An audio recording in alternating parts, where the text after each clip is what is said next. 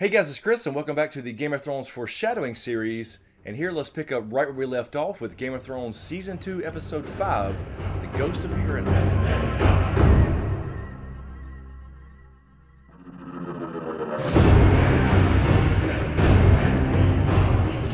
Alright, so let's jump right back in and we're heading up north beyond the wall at the Fist of the First Men when Qhorin Halfhand returns. Wildlings? One blast is for Rangers returning. One blast for friends. Two for foes. And three for White Walkers. It's been 1,000 years, but that's the only time they blow the horn 3 times. So specifically, they blow the horn 1 time for a Ranger returning, 2 times is for wildlings, and that's all they basically say. But then Sam kind of jumps in here with Dolores said and Jon Snow and says 3 times for White Walkers. Now, of course, at this point, they don't know exactly what's going on up north. They only have these reports, so they really don't put much thought into it. But later on, of course, as they're out trying to gather firewood, this scene does get paid off when we see this. It's Jon and the Halfhand. They're back. 2 blasted wildlings. You're not fighting them alone. Come on.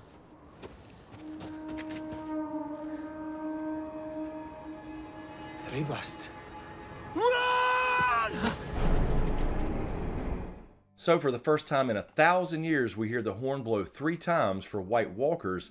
And of course, this is when we as an audience get to see the White Walkers really close up for the first time. And of course, as the season progressed, they put on a lot more clothes. And next we head back south to King's Landing when we see Bronn and Tyrion having a conversation with a wisdom from the Pyromancers Guild, who is played by Roy Detroit, by the way, the guy who has passed away now, who did the audiobooks for A Song of Ice and Fire. But specifically, we hear Bronn say this. Not dare insult my order whilst Aerys Targaryen lived. Well, he's not living anymore.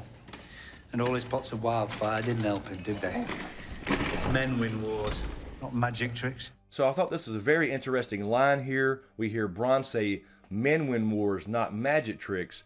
And of course, we don't have a payoff scene for this yet, but I do think we're going to see an actual magic trick in Game of Thrones Season 8 that will actually win the damn war. And also during this same conversation, we continue to see Bronn and Tyrion talk to the Pyromancer. So I think it's very interesting that they keep bringing up the Mad King, even though he's been dead for many, many years at this point. So I do believe he's still kind of pivotal to the story as far as what he actually meant by burn them all. And of course, later on in Bran's visions, we would see this.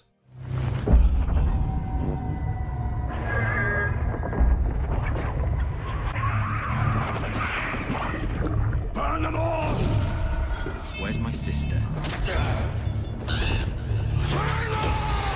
So everything in Bran's visions are extremely important, obviously, for the end game of our story, how this thing's going to end. And the Mad King keeps being brought up, Wildfire keeps being brought up as well. So I do think we'll see a payoff for this in the end game in Season 8. But I also think we'll get the big revelation at some point, maybe in the show, at least in the books, that Bloodraven was whispering to the Mad King, burn them all. So the Mad King, Aerys, was in fact going crazy, but he was kind of helped along by Bloodraven. Bran will probably likely find this out at some point. And when he says burn them all, he didn't necessarily mean burn them all as in the people sacking King's Landing. He was talking about specifically either the White Walkers and Whites, or perhaps if you follow my endgame theory, which can be seen by clicking here, I think it also could refer to the werewood trees themselves on the Isle of Faces. And during this same scene, when Tyrion actually lays his eyes on the wildfire pots, we do hear Tyrion specifically say this. Enough to burn Stannis Baratheon's fleet and armies both. This is a shit idea. I'm afraid I have to concur with my advisor, Wisdom Haling. The contents of this room could lay King's Landing low.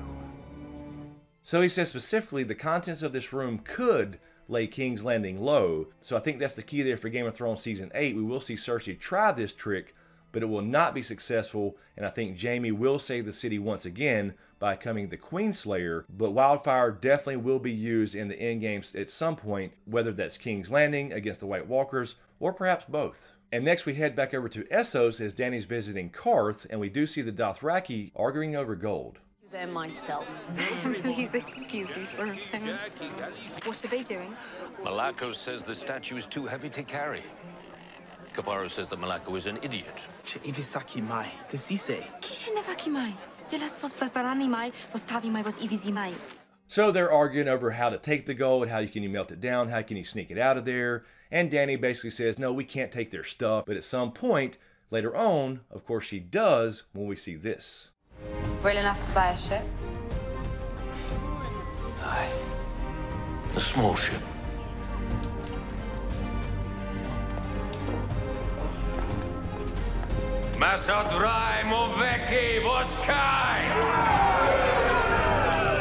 And next, during the same sequence, we see Xaro talking to Dany when he says this. My apologies. Pri is one of the 30. It was customary for me to extend him an invitation. Customs die slow deaths in Kath.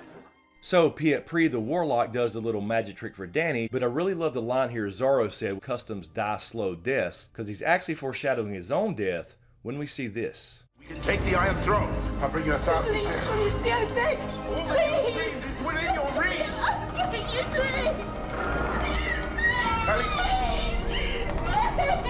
So he gets locked in the safe with Daria, and he is indeed going to die a slow, slow death. That would be fucking horrible. I don't know if I'd want to be burned alive or die from oxygen deprivation. Yeah, I'd probably take the safe. And next, during this same sequence as well, we do get the mysterious Lady Quaithe talking to Jorah. You watch over her. Do I know you? I know you. Who are you? I'm no one. But she is the mother of dragons. She needs true protectors, now more than ever. So Quaithe specifically says, I am no one, after Jorah asks her, who are you? Now, there's not necessarily a specific payoff for this because we never find out who Quaithe is. Of course, in the show at least, we've never seen Quaithe again. She does reoccur in the books, speaking to Dany through dreams, trying to remind Dany who she is. But the point being here that no one is kind of a theme here throughout this whole entire show, and specifically this episode itself, which also sets up a lot of Arya stuff as far as the Faceless Men storyline, etc. So although there's no payoff scene here, and she says she's no one, and it does kind of fit with the theme of the Faceless Men, I think it's just kind of following the overall theme of the story that no one is just as important as someone, as in, it really doesn't matter what your last name is, people are people, and in this endgame, everybody has to work together to accomplish the bigger goal and stop the second long night. So after season 8 and A Dream of Spring, I think being no one may not necessarily be a bad thing anymore. And next we have Brienne and Catelyn making camp somewhere after they escaped Renly's camp, and we see this. I will shield your back and give my life for yours if it comes to that. I swear it by the old gods and the new. I vow that you shall always have a place in my home and at my table, and that I shall ask no service of you that might bring you dishonor. I swear it by the old gods and the new. So this is where she gives her vows to Catelyn to bring her daughters home safe, but this is a huge paralleled moment later on in season 6 when we see this. Lady Sansa, I offer my services once again. I will shield your back and keep your counsel and give my life for yours if need be. I swear it by the old gods and the new. And I vow that you shall always have a place by my hearth, pledged to ask no service of you that might bring you dishonor. I swear it by the old gods and the new.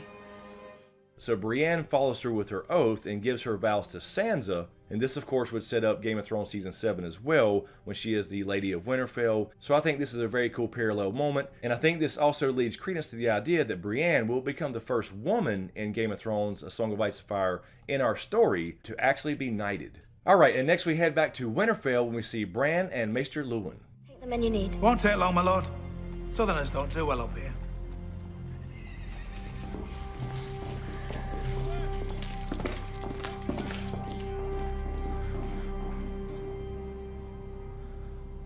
So, what does it mean? So they're having this conversation, and immediately the camera switches from Bran's face over to the Raven. So essentially this foreshadows the rest of Bran's life when we see this. Are you sure you're ready for this? I'm the three-eyed Raven now. I have to be ready for this.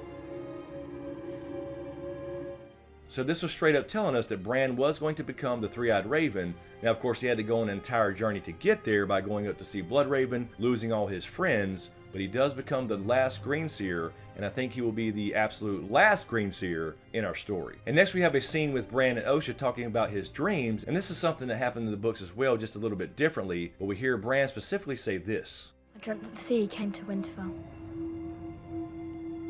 I saw waves crashing against the gates, and the water came flowing over the walls. Drowned men were floating here, in the yard. Sir Roderick was one of them. So Bran dreams of Winterfell being flooded, and he sees Sir Roderick as one of the victims of that flood, and later on we would see this. I've taken your castle. Theon? It's Prince Theon now. Get up. You have to get dressed. I've taken Winterfell. God's help you, Theon Greyjoy. Now you are truly lost.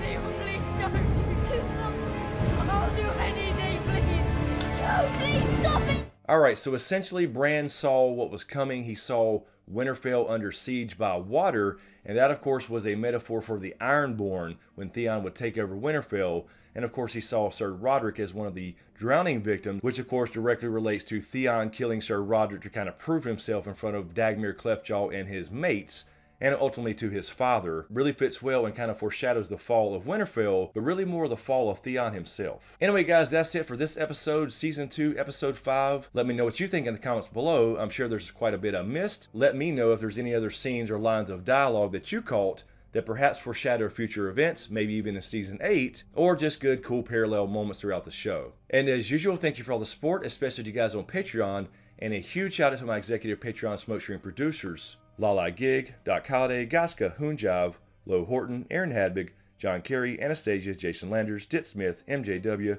Carole Brown, D Brown, Mike Colton, Lisa Phillips, Alfred Borstmayer, Rob Greene, and Ricky Corotte. Thank you guys so much. I really appreciate the support. And to everyone on Patreon and YouTube as well. If you dig what I do here, please give these videos a like, comment, and a share. And be sure to subscribe to get everything and click that damn notification bell so you're notified when I drop a new video. So thanks for watching, and we'll see you next time.